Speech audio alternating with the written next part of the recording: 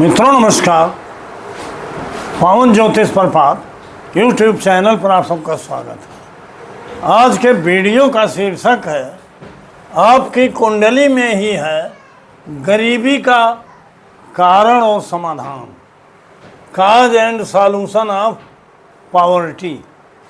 जी हाँ मित्रों, ये एक एपिसोड टाइप चल रहा है धन और गरीबी और निर्धनता के बारे में, अमीरी के बारे में कई वीडियो अलग अलग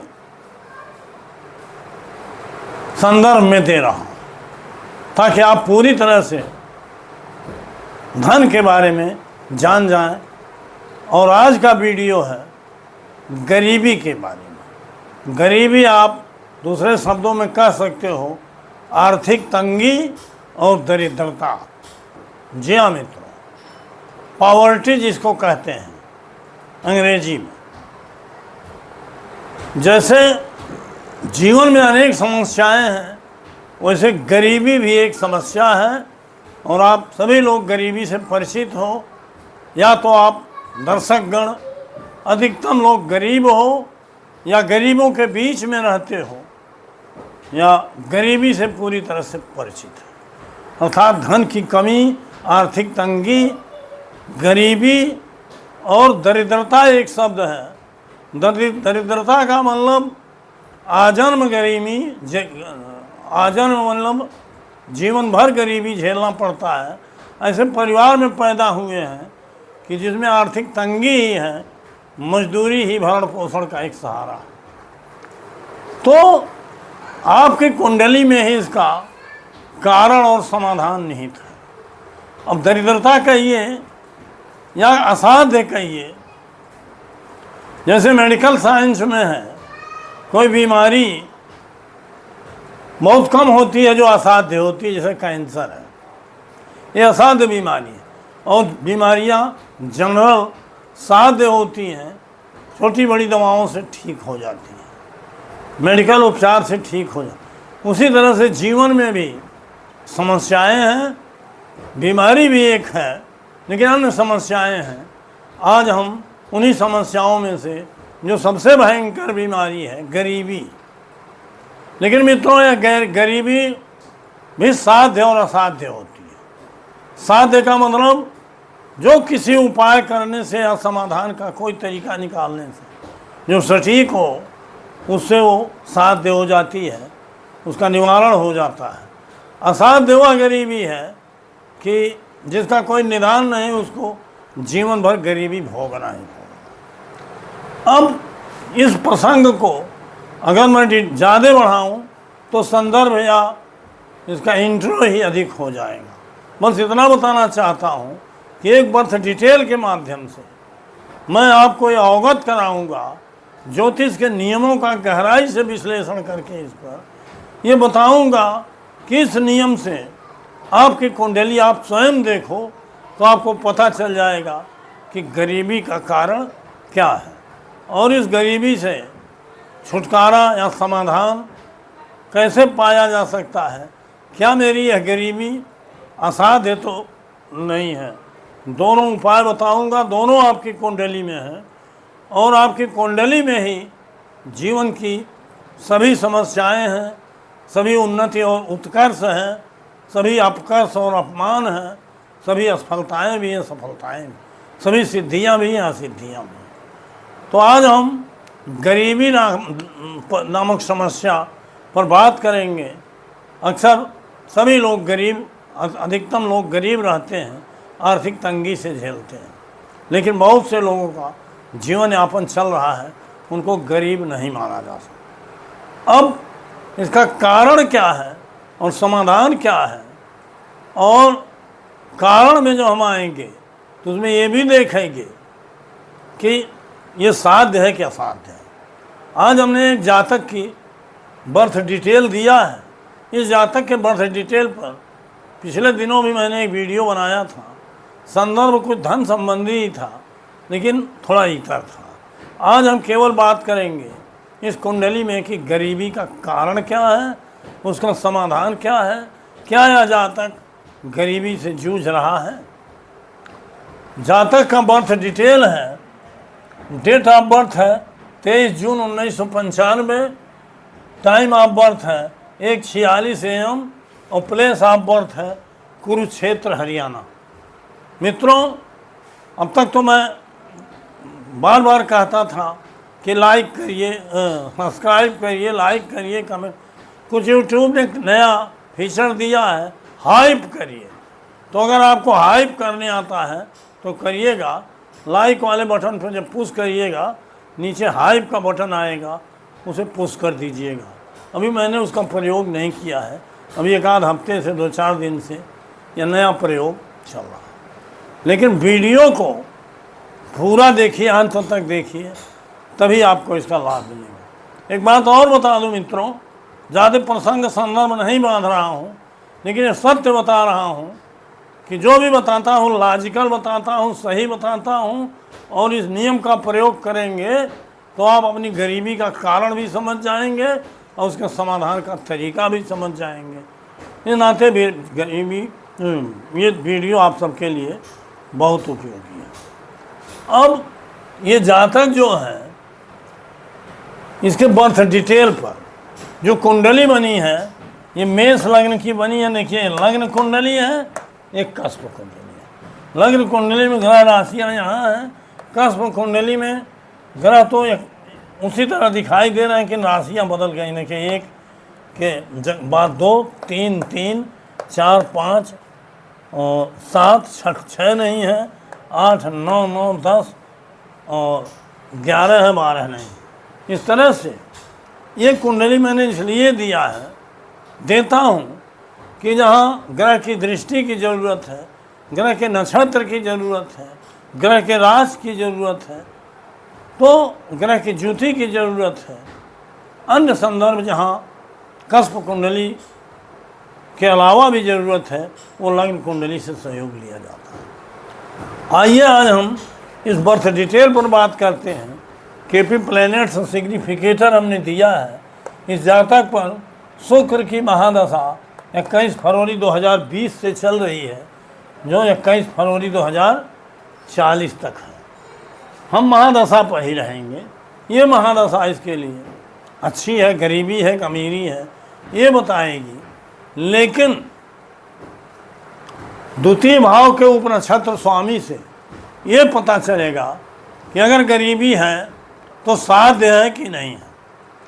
अब दोनों विषयों पर बात करने से पहले आपको एक बात और बता दूं कि धन के लिए या अमीरी के लिए कुंडली का 6, 10, 2 और 11 ये भाव महत्वपूर्ण होता। 2, 6, 10, 11। इसके अलावा धन का भाव, आशा की किरण जगाने वाला भाव 1 और 3 भी है। मतलब 6 भाव हमने वीडियो में बताया, कई वीडियो में। और गरीबी का भाव होता है 5वां, 8वां और 12वां।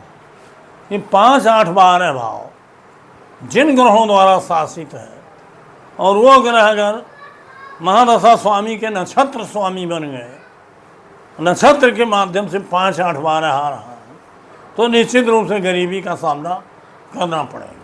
और अगर उप नक्षत्र स्वामी में भी 5, 8, 12 में से कोई भाव आ गया तो गरीबी की पुष्टि हो जाएगी। अगर नक्षत्र में 5, 8, 12 या 5, 12 आया हो, लेकिन 2, 6, 10, 11 में से कोई भाव नहीं आया हो, तो भले उप नक्षत्र में 2, 6, 10, 11 आ गया हो, लेकिन 12वां, 8वां, 5वां आया है, तो नक्षत्र का ही सपोर्ट करेगा, थर्ड गरीबी देगा। तो आज इसी विषय पर हम ज़्यादा फोकस करेंगे। यहाँ पहले देखेंगे कि ये जातक हमने देखा है गरीबी है, ये हमारे करीब का है और बहुत ही हमारा शिष्य भी है। यद्यपि कुरुक्षेत्र हरियाणा का है, लेकिन मैं उसे ज्योतिष सिखा रहा हूँ 1 महीने में। उसकी कुंडली मुझे पूरी तरह से पता है। इस जातक पर शुक्र की महादशा 21/2/2020 से, 20 के पहले केतु की महादशा थी। केतु में आप देखिए 1-1-8 है, 1-1-8 है। तो केतु भी बहुत अच्छा नहीं था, लेकिन अपने ही नक्षत्र में है।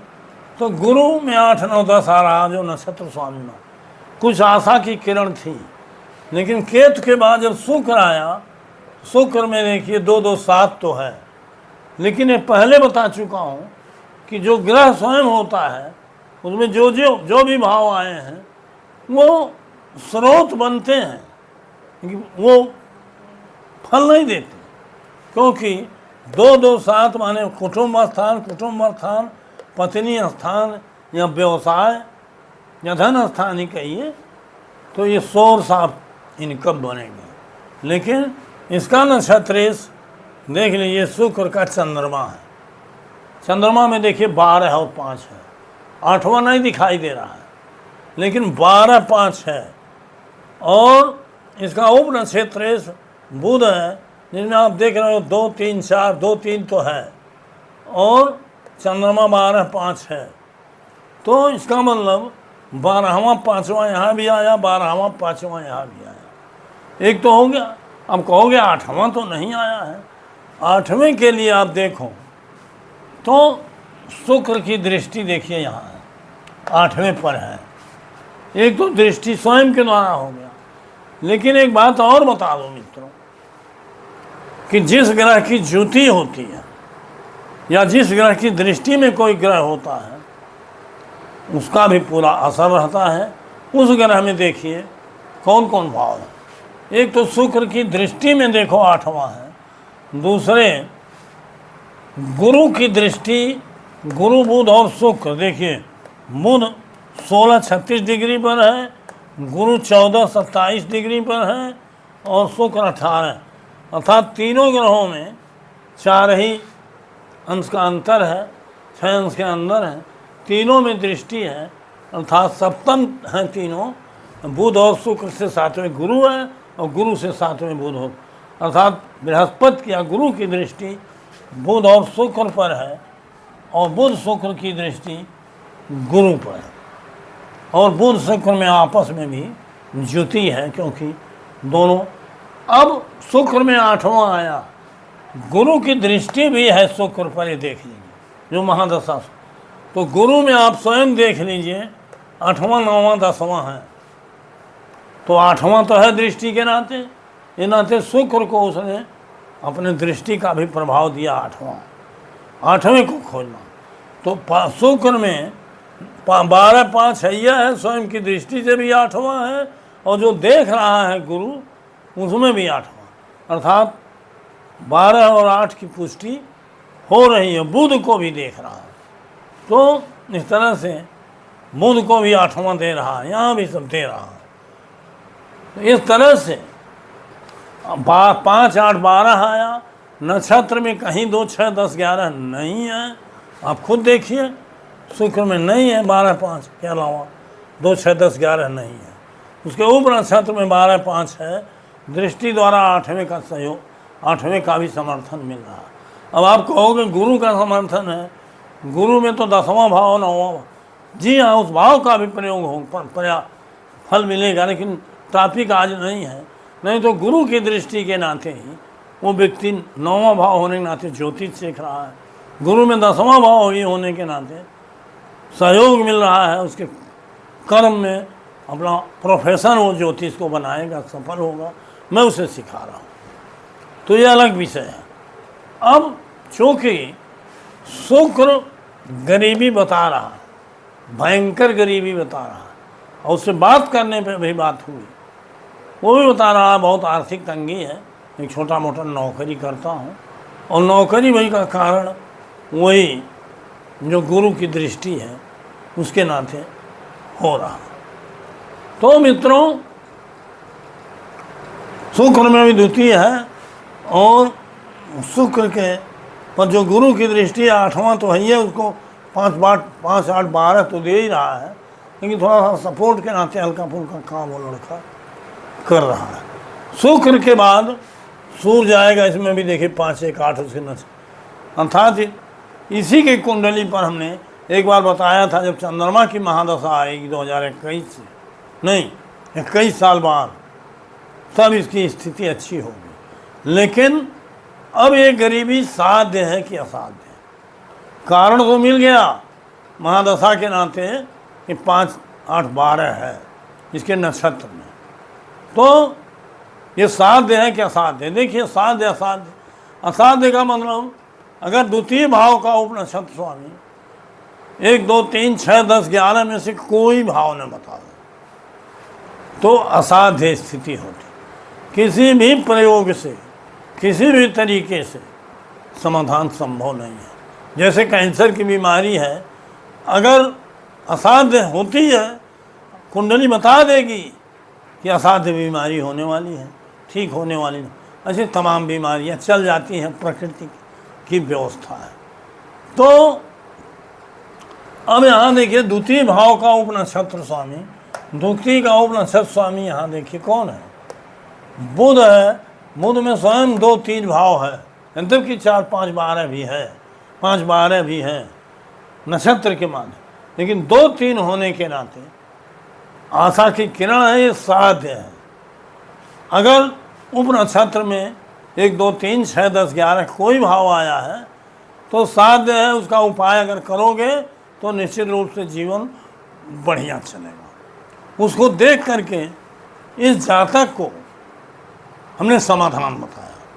अभी वो किया नहीं होगा, अभी जल्दी बताया, लेकिन अगर वो समाधान कर लिया तो अच्छा औसत दर्जे का पैसा कमाएगा।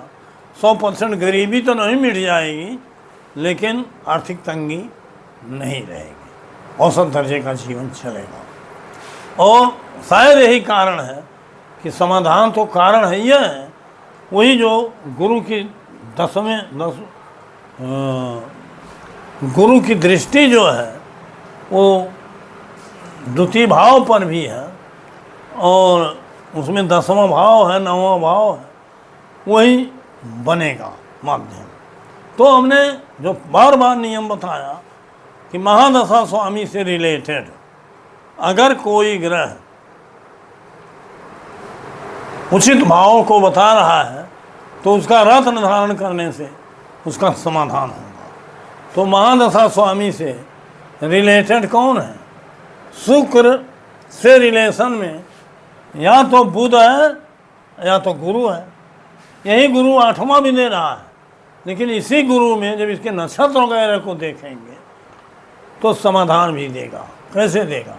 गुरु को देख लीजिए, गुरु में 8 9 10 माने स्वयं के द्वारा, चूँकि गुरु की दृष्टि है, नक्षत्र को लेकर दृष्टि नहीं है, अकेली दृष्टि है, ये नाते 8वां ज़्यादा प्रभावित कर रहा है। लेकिन यही गुरु शनि के नक्षत्र में, शनि में अंदर के 12 11 12 है, 11वां भाव तो है, और गुरु के उप नक्षत्र में राहु है, जिसमें 7 2 7 7 2 में द्वितीय भाव है।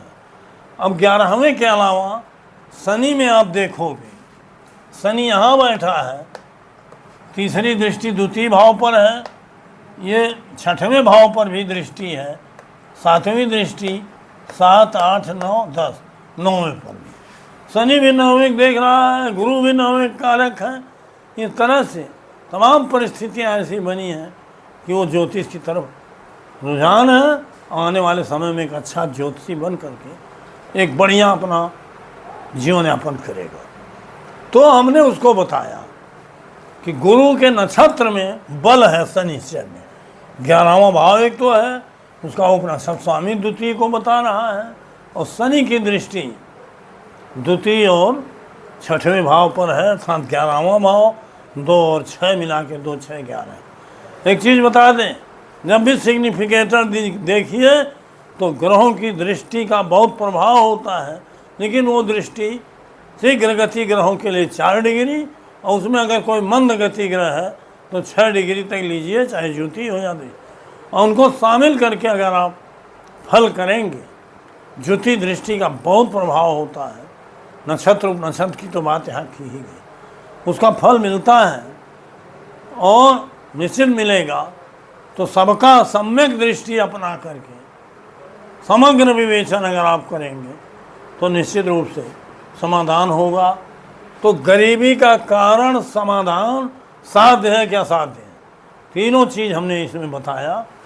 और जातक अगर बृहस्पति का रत्न हमने बताया कि नहीं येलो सफ़ायर पहन पाते हो तो सुनहला पहन लो, विधि विधान बता दिया, पहनेगा तो निश्चित सुधार होगा।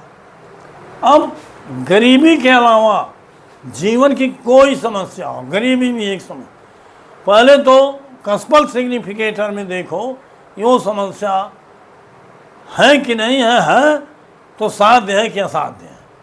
अगर साध्य है तो इस तरह से बता करके, दशा को देख करके उपाय बताइए तो निश्चित रूप से सफलता मिलेगी।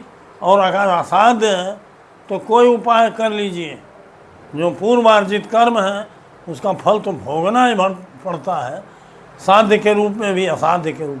साध्य का कर्मों का फल थोड़ा सा दवा करने से, उपचार करने से, उपाय करने से, रेमेडी से सही हो जाता है, ठीक हो जाता है। और असाध्य को तो भोगना ही भोगना पड़ता है। अलग संदर्भ है, अलग विषय है। वीडियो बहुत दिया हूँ, फिर दूंगा, वीडियो लंबा न हो। इन इतिहास का टॉपिक यही समाप्त करता हूँ। पुनः 2 दिन बाद मिलूँगा नए वीडियो के साथ। बहुत बहुत धन्यवाद, हार्दिक शुभकामनाएं।